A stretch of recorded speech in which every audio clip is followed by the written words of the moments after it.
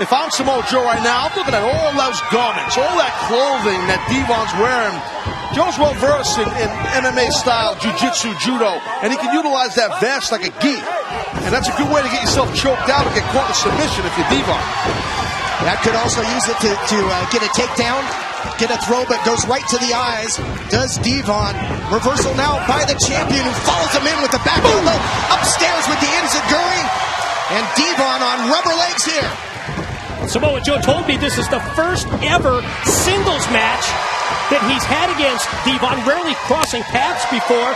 You go back to 2007 when Samoa Joe and Kurt Angle won the tag team titles. It was at the expense of Team 3D, but that was a tag match. Huge knee drop there by Joe, who's got everything going. He's in the driver's seat here. Make sure you follow TNA President Dixie Carter on social media as the champion rolling again. Well, look out.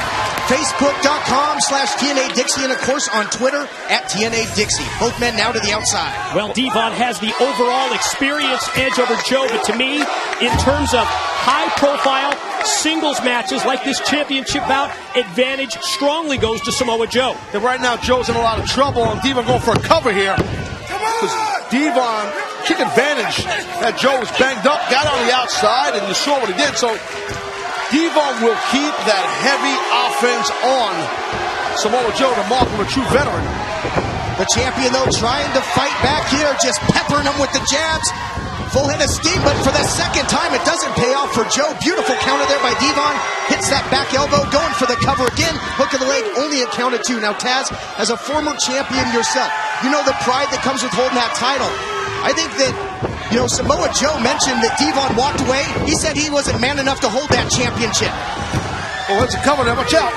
You're right. I mean, listen, you're a champion. You know once you get that championship, you're on the hunt. Everybody's coming after you, and that's exactly what's happening here with Joe with someone like Devon, because he wants that title back that he really technically never lost, as you said. Both men have attempted to go high risk. It hasn't paid off.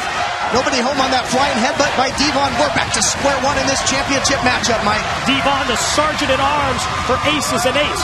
You recall it was at Bound for Glory when he publicly aligned with the gang. Interference in a match opened the door that night for Aces and Eights to have full access here on Impact Wrestling.